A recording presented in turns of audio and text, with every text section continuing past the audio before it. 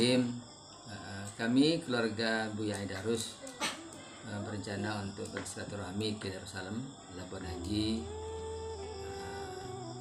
Bagaimana kami sebagai putra-putra Buya Aidarus tentu merasa berkewajiban juga untuk membantu sejauh kemampuan kami, sehingga apa yang kami lakukan mudah-mudahan bermanfaat untuk Darussalam. Kemudian juga ini kita akan berdialog dengan kawan-kawan dan para guru kita di Aceh tentang perbedaan penafsiran Qul Huwallahu Ahad, bahwa sebagian kita umumnya mungkin mengetahui bahwa huwa yang ada dalam surah Al-Ikhlas itu kembali kepada Allah, tapi Syekh Karim Al-Jili menafsirkan huwa itu kembali kepada Muhammad. Dan ini adalah penafsiran, dan bagi kita menghormati perbedaan dan tentu tidak akan mengganggu keimanan dan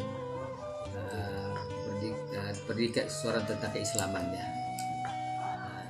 Jadi tentu kita silakan berpendapat, tapi insya Allah perbedaan ini adalah Nabi mengatakan ikhtilafu ummati rahmatun, berbedanya umatku dalam pendapat itu adalah satu rahmat, sehingga kita memiliki masukan dan perbandingan sehingga lebih luas pemahaman kita.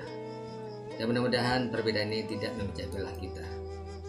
Pertama tentu kepada pengajian MPTT, tentu bagi kita menghormati dan kita menghargai pendapat dan tetap istiqomah dengan pengajian MPTT dengan segala aktivitasnya. Sebab MPTT bukan hanya tafsiran Qul Huwallahu Ahad. MPTT banyak yang dilakukan dalam rangka mengajak umat untuk berbuat baik, berzikir, bersosialisasi, dan hal-hal yang positif. Demikian, Assalamualaikum warahmatullahi wabarakatuh.